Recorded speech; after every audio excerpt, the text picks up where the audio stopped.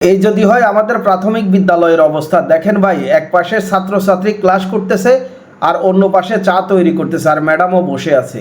এটা কোনো শিক্ষা প্রতিষ্ঠান হলো ভাই? এই যদি হয় প্রাইমারি লেভেলের শিক্ষা। আপনারা দেখতে পাচ্ছেন মানে ক্লাসের ভিতরে চা তৈরি করার যে সরঞ্জাম রয়েছে সেটি তারা রেখে দিয়েছে, আর এই পাশে ছাত্রছাত্রী পড়ালেখা করতেছে। আর দেখছেন এই যে স্কুল ক্লাস খালি, অথচ সবগুলা ফ্যান চলতেছে। মানে এই স্কুলের যারা দায়িত্বে আছেন শিক্ষক, তাদের কোনো দায়ভার নাই।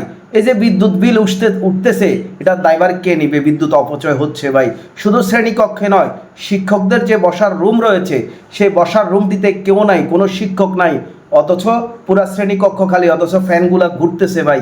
এটা কোনো শিক্ষা ব্যবস্থা হলো? আর দেখেন এই বিদ্যালয়টির শ্রেণীকক্ষে কতজন ছাত্রছাত্রী, শুধু বিদ্যালয়ের নামে। আর এই যে লক্ষ লক্ষ টাকা খরচ করে সরকার, কোটি টাকা খরচ করে ভবন তৈরি করে দিছে, আর অথচ ছাত্রছাত্রী নাই। এই যে দেখেন ক্লাসগুলোর অবস্থা দেখেন ভাই, এ হলো বিদ্যালয়ের অবস্থা ভাই।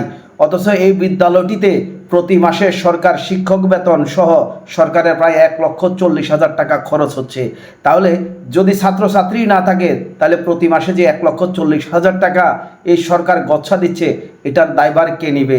আপনারা দেখতে পাচ্ছেন যে এই শ্রেণীগুলোতে কেমন শিক্ষার্থী, এটা প্রতি বছর প্রতিদিনের চিত্র।